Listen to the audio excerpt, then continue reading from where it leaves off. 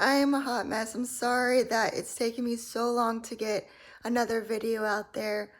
I had uploaded 3 new videos using brand new equipment because I got a new microphone, I got a new camera, all that.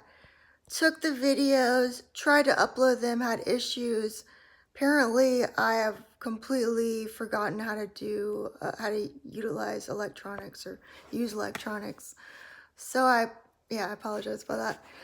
But I'm gonna get started with just the basics of my book, how it starts. So it kind of starts just kind of doing a little background on myself because it is kind of just, it's about the prison, but I literally talk about my life and kind of leading up to getting the job briefly. I don't go like crazy with that, but so I start out discussing where I'm at first, which is I am from Atlanta, Georgia, and I was working in the community as a mental health counselor with people who had schizophrenia, schizoaffective disorder, borderline personality disorder, you name it. I dealt with, I counseled a veteran who had actually unfortunately gotten raped in the military. I counseled sex trafficking victims, and I'm trying to think. I had a lot of,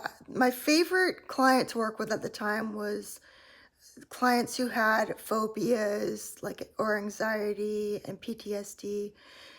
And so I would, at the time, I'd go, take a client out in the community. I had one guy that had a phobia of being in public, so I'd take him out and kind of slowly try to break that down as far as the phobia of being out in public and all that. And it was a lot of fun. I really enjoyed it.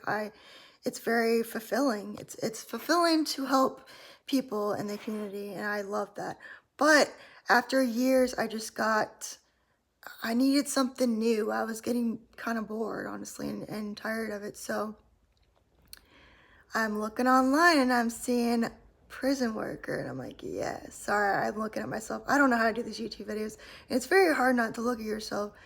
Because I don't know, I always have something on my face or something. I'm just trying to figure it out.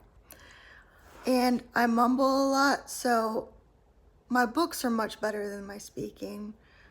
But I'm doing this too. So, and I'm also on my camera phone, which is, yeah, so that I'm going to do this on my camera phone and then get back, hopefully, to videos with the microphone and all that. So, back to the story. So I am working the community with people, getting bored. I saw this post online about a prison worker, and the prison that I first applied to was in Wrightsville, Georgia. Wow, here's Wrightsville, Georgia. Sorry, my bangs are driving me crazy. All right, Wrightsville, Georgia, and middle of nowhere, Georgia. I was like, I'll do it, So I go, I do an interview, I get the job. So I moved down to Wrightsville, Georgia. I'm in a new apartment. I'm exploring the city, It's definitely different for me. There's guys wearing overalls. I swear, guys wearing overalls. It was definitely a shock to me. Small town. I'm walking around. I see a cat under a car with a bag over its head. Swear, it freaked me out, and I was like, oh my God. So this poor little cat's like freaking out.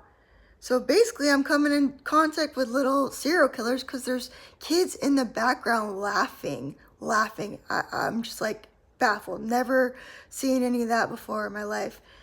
And so that was like my first impression of this little town was, kids laughing at cats dying and putting bags over the head. So I saved the cat. Was like, this place is crazy. But whatever, I'll go with it. Hopefully, there's some decent people in this town. And I get a call from the company that hired me, and they said, the warden is not accepting you at the prison. It's like, what? The warden is a dictator. They say who goes, who stays, and all that. And they can decide who's in their prison, who's not. And I had something, it didn't go on my record. It was like pending, because I didn't end up getting charged with it. But because it said pending and I hadn't got it expunged, he was weary about that and just flat out refused for me to work there. So now I'm, in an apartment, already started paying rent, and the warden's like, nope. So the company said, you know what, we have another prison that you could go to. You would obviously have to move again. It wasn't too far away from the prison I was initially supposed to work at. I was initially supposed to work at a very, smaller prison, not as dangerous as inmates, but they really needed people at Georgia State Prison in Reedsville, Georgia, still middle of nowhere. All right, well, I got to do what I got to do. So I have to go down to Reedsville, Georgia, find a new place, and I'm like, I'm not staying in the middle of nowhere this time. I'm going to stay, the closest civilization in my eyes was Statesboro, Georgia. It was kind of a college town. So I'm like, I'll stay here. So I find a place, move all my crap, and that's the start of getting ready for my first day working at a prison. And so I get ready. I have to be at prison, I believe it was 7 o'clock.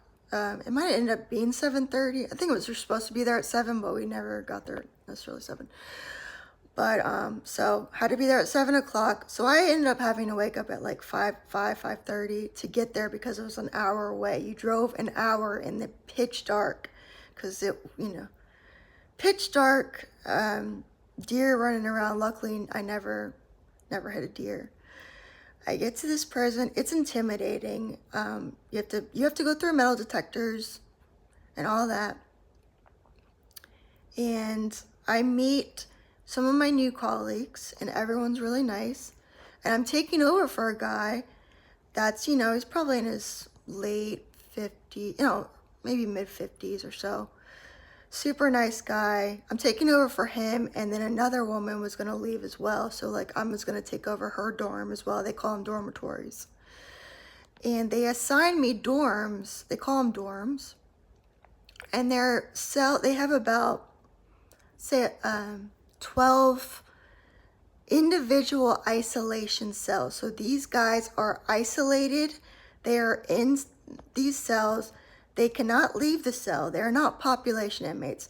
This wasn't Shawshank Redemption. They had yard time, but their yard time was literally in all I can explain was it was a cage. It was just a big enough cage, honestly. It wasn't that big. And I'm like, wow, this would make anyone that's already has insanity and mental illness 10 times worse. So I'm going in there, I'm taking over for people. It's a light day the first day. I'm kind of just going through the motions, meeting new people and all that. Oh, there's so much to talk about. But I'm gonna stop it right there so I don't mess this video up, and then continue to the next video. All right.